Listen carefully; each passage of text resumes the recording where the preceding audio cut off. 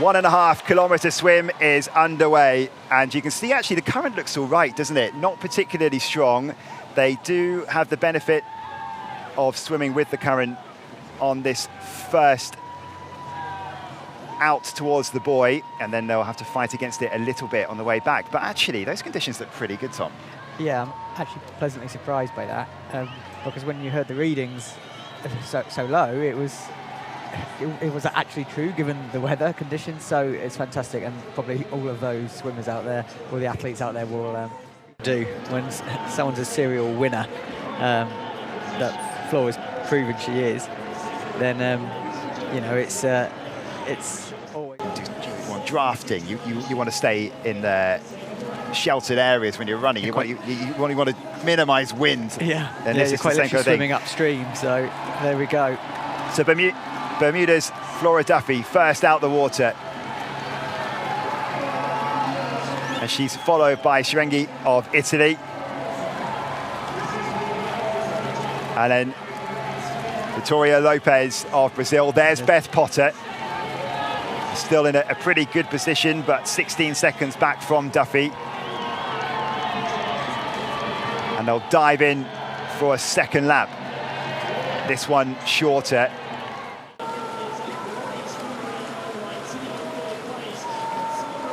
A pretty good swimmer. So Duffy just almost clipping. Isn't the easiest route out of the water. They're going to come straight up this ramp and up another ramp. So Duffy straight out the water in first place. There are some pretty tricky steps to negotiate. Duffy just takes a little look over her shoulder to see just how far out in front she is. And you'll see here in a moment, we'll come back to it in a minute, but these aren't, you know, when you've just been doing a swim and you're trying to transition, these steps are not easy. Over Cirengi of Italy, Beth Potter out in fifth, 20 seconds back. Now, if you're not familiar with triathlon, or if you're fairly new to it, she cannot touch that bike until that helmet is fully clipped on. Now it is, and it's a fairly quick transition. No mistakes here from any of the athletes. This is the fundamental rule. Do not make a simple error. Yeah, do not lose time. Do not get yourself a penalty for something that really only takes a second.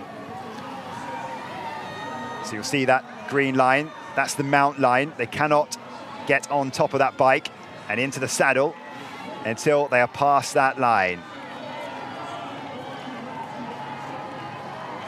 Because, you know, you're trying to do everything at such pace. It's a race. You're swimming as fast as you can over that distance. You're biking as fast as you can. You're running as fast as you can. But you have to slow yourself down when you get to transition. You need to. Netherlands. I think Beth Potter will be happy with that, with the swim and where she's at. I think, you know, she'll be really content there. The Potter and the chase group aren't that far back from Duffy, but this is a really impressive start from Flora Duffy.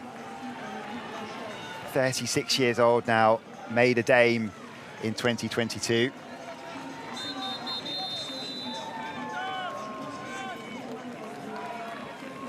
Also in this group then, Cirengi, Lopez and Maya Kingma. Tire in Tokyo, but still fought back extremely well. Yeah. A really strong cycle, and then she's a very strong runner, is Taylor Brown.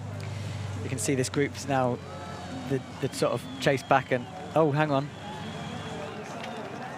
That's Velasquez of Colombia. So we said there would be Course looks like some it's crashes, and you can see that's on one of the pretty tight turns there. It's actually, we've got two athletes down. There may have been a collision.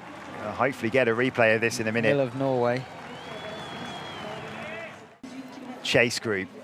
Just a quick update on where Kate Waugh is. Well, she went through the last split 2 minutes and 3 seconds back. We have another issue here. I think there's actually a change. Oh, it's the same bend. That's a really dangerous bend. And it includes, I think, Georgia Taylor Brown. No. Just want to double check that Beth Potter hasn't been involved in any bike issues over this past few minutes. Duffy now is letting the group advance on her.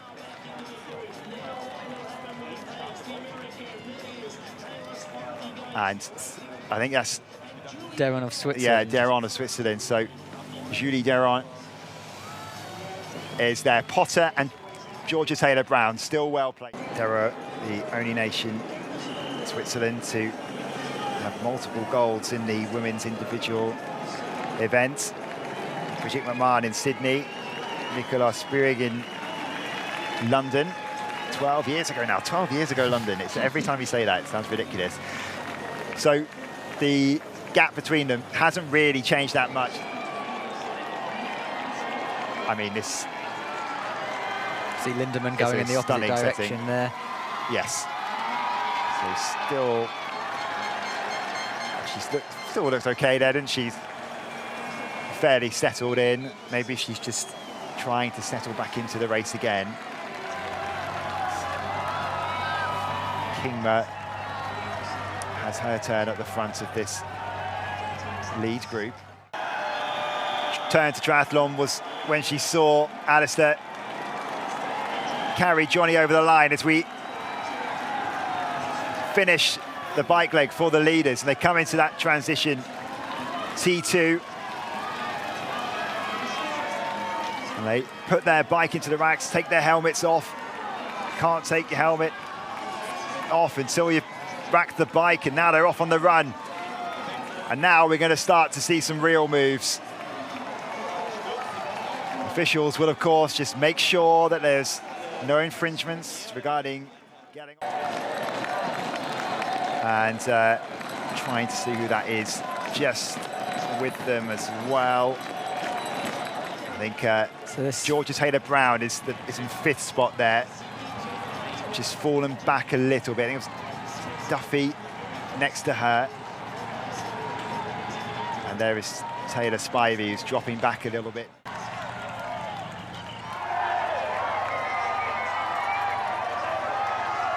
Again, the triathletes just use that water station to cool themselves down, take the tiniest of sips.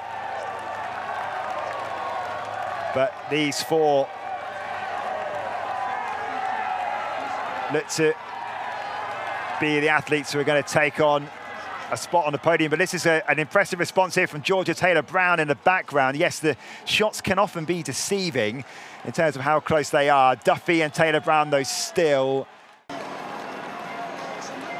So into the penultimate lap then, and it's still Darrow, Beaugrand, Potter and Lombardi. And we said that, well, about 10-15 minutes ago now about Lombardi, whether we thought that she might be the first one to go based on facial expression alone and just how relaxed they look. She gives the impression, and some athletes are like this, so that's just the way they run. She just looks a little bit more tougher. You know, it's you almost can not hide behind sunglasses, but there's absolutely big gap now. Look at that. What would you call that? Close to 10 meters potentially. Yeah, it's hard to tell from this angle, but I'd say even more. So Beaugrand has made her move, and Potter has to respond, but the crowd will roar Beaugrand on.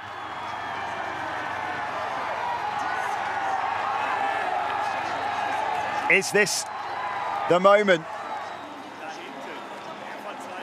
that Beaugrand fights her way to the gold medal? Potter having to really dig in here and grit her teeth. She keeps checking over her left shoulder as well. That's definitely a grimace now on Beth Potter's face. The face expression barely changing on the face of Julie Darrow. This is going to be a victory for Casson Beaugrand. She can take a look behind her and see that no one was chasing her. The French tricolore waves on Pont Alexandre III. And Casson Beaugrand can see the finish line, and Beaugrand is the Olympic champion. Deho comes through to take silver, and it will be bronze for Britain's Beth Potter. And now the emotions really start to flow for Casson Beaugrand.